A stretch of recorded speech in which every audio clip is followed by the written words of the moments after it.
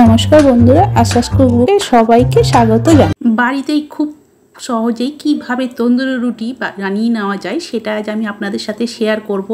এই তন্দুরি রুটি আমরা রেস্টুরেন্ট অথবা ধাবাতেও কিনে খেয়ে থাকি, আর এটা সহজেই কিভাবে একদম রেস্টুরেন্ট বা ধাবার মতোই বাড়িতে বানিয়ে নেওয়া যায় সেটাই আজ আমি আপনাদের শেয়ার করে দেখাবো। আর এটা খুব সহজভাবেই বানিয়ে দেখিয়েছি, ভীষণই সহজভাবে, যে দেখবেন সেই কিন্তু খুব সহজেই বানিয়ে নিতে পারবেন। আর এটা ভীষণই নরম, খেতে অত্যন্ত সুস্বাদু, তাই হোটেল রেস্টুরেন্ট বা ধাবাতে না গিয়ে বাড়িতেই কিন্তু খুব সহজেই তন্দুরি রুটি বানিয়ে নেওয়া যায়। তাহলে চলুন দেখে নেওয়া যাক। তন্দুরি রুটি বানানোর জন্য আমি এখানে একটা বড় সাইজের বাটি নিয়ে নিয়েছি, তার মধ্যে আমি ছোট বাটি মেপে 3 বাটি ময়দা দিয়ে দিচ্ছি। এখানে 3 বাটি ময়দা মোটামুটি 400 গ্রাম মতো হবে। এবার 3 বাটি ময়দা দেওয়ার পর ওর মধ্যে আমি এবার দিয়ে দিচ্ছি 1 চামচ বেকিং পাউডার আর হাফ চামচ বেকিং সোডা, আর 1 চামচ দিয়ে দিচ্ছি চিনি। আর 3 বাটি ময়দা নিয়েছি, তার জন্য আমি এখানে 3 চামচ টক দই দিয়ে দিচ্ছি। দিয়ে দিলাম 3 চামচ টক দই। এবার হাফ চামচ দিয়ে দিচ্ছি লবণ। এবার সব কিছু ময়দার সাথে ভালো করে মেখে নিচ্ছি। একটু চেপে চেপে ভালো করে ময়দার সাথে দইটা খুব ভালো করে মিশিয়ে নিতে হবে। এইভাবে একটু চেপে চেপে মেখে নিতে হবে। টক দই কিন্তু ফ্রিজের ঠান্ডা টক দই নেওয়া যাবে না, রুম টেম্পারেচার থাকাই টক দই ব্যবহার করতে হবে। দেখো ভালো করে মেখে নিলাম। এবার আমি হালকা গরম জল নিয়েছি, এবার অল্প অল্প করে জল দিয়ে আমি ময়দাটা ভালো করে মেখে নেব। একবারে বেশি জল দিচ্ছি না, আমি অল্প অল্প করে জল দেব আর মেখে নেব। তবে যেসব বন্ধুরা আমার এই ভিডিও দেখছেন, যদি নতুন হয়ে থাকেন তাহলে চ্যানেলটিকে সাবস্ক্রাইব করার অনুরোধ রইল। আর ভালো লেগে থাকলে বন্ধু আর ফ্যামিলির সাথেও বেশি বেশি করে শেয়ার করে দেবেন, তাহলে ওরাও যাতে খুব সহজে এইভাবে বাড়িতে তন্দুরি রুটি বানিয়ে নিতে পারে। দেখুন আমি অল্প অল্প করে জল দিয়ে একটা নরম একটা ডো তৈরি করে নিচ্ছি। খুব একটা শক্ত বানাইনি, একটু নরম করেই মেখেছি। এবার অল্প একটু তেল দিয়ে ওপরে তেলটা ভালো করে মাখিয়ে আমি এটাকে ঢাকা দিয়ে আধ ঘন্টার জন্য রেখে দেবো, যাতে শুকনো না হয়ে যায়। তার জন্য অল্প একটু তেল দিয়ে দিলাম, দিয়ে মাখিয়ে এটা ঢাকা দিয়ে আধ ঘন্টার জন্য রেখে দিচ্ছি। আধ ঘন্টা রেখে দিলেই হবে। আধ ঘন্টা পর আমি ফিরে আসছি। আধ ঘন্টা পর ফিরে আসলাম। এবার আমি ঢাকাটা খুলে নিলাম। দেখুন ডোটা কিন্তু আগের থেকে অনেকটাই ফুলে গেছে। আমি এইভাবে হাত দিয়ে চেপে চেপে ভেতরে যে হাওয়া আছে সেই হাওয়াটা বের করে দিলাম, দিয়ে আরও একটু সময় নিয়ে ভালো করে মেখে নিচ্ছি। যত মাখা যাবে ডোটা কিন্তু ততই নরম হবে, আর তন্দুরি রুটিগুলো কিন্তু খুবই নরম হবে। তাই আরও একটু মেখে নিলাম। এবার এই ডোটা থেকে আমি দুটো ভাগ করে নিলাম।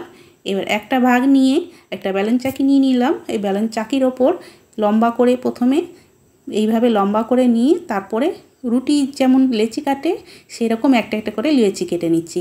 আর রুটির থেকে এখানে একটু মোটা আমি নিয়ে নিচ্ছি, মানে তন্দুরি রুটিগুলো একটু মোটাই হয়, তার জন্য এমনি নর্মাল রুটির থেকে একটু মোটা মোটা করে লেচি কেটে নিচ্ছি। তারপরে একটা করে লেচি এইভাবে ঘুরিয়ে একটা এরকম চ্যাপটা একটু করে নিলাম, দিয়ে অল্প একটু শুকনো ময়দা ছড়িয়ে এবার এটাকে বেলে নিচ্ছি। আর এটা খুব গোল করে বেলবো না, যেমন রুটি আমরা গোল করে বেলি সেরকম গোল করে বেলবো না, একটু লম্বা করে বেলবো, কেন তন্দুরি রুটি একটু লম্বা টাইপেরই হয়। দেখো আমি লম্বা মতো একটু বেলে নিলাম। আর এই যে দেখো মোটাটা আমি দেখিয়ে দিচ্ছি তোমাদের, এই যে এইরকম মোটা রেখেছি, মানে এমনি রুটির থেকেও একটু মোটা। এবার একটা বাটিতে একটু জল নিয়ে নিয়েছি।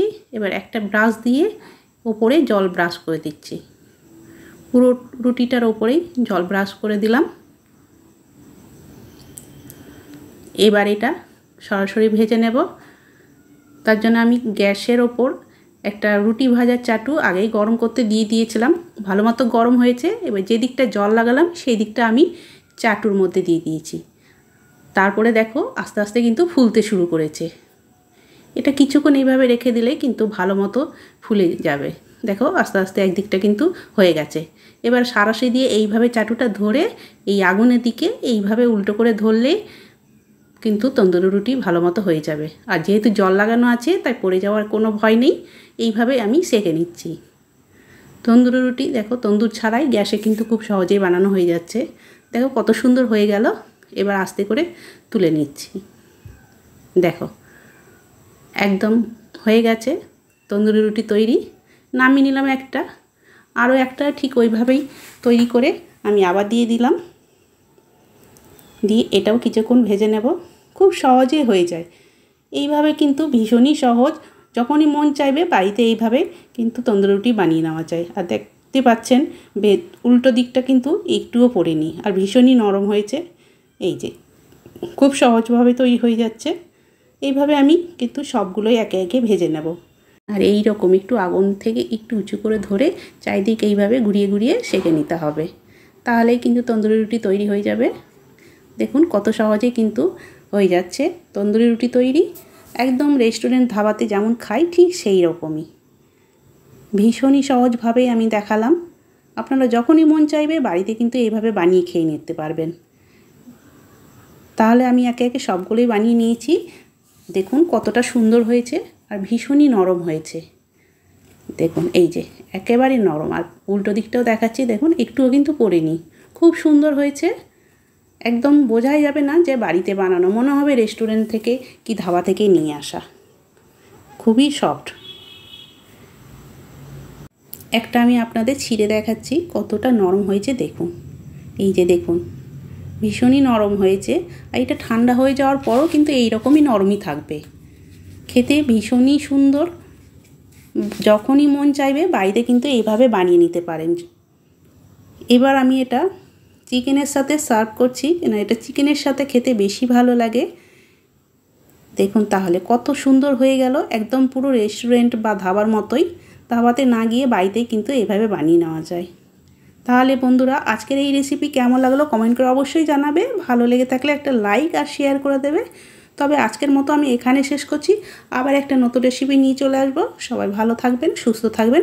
সবাইকে অনেক অনেক ধন্যবাদ জানিয়ে আজকের মতো আমি এখানেই শেষ করলাম।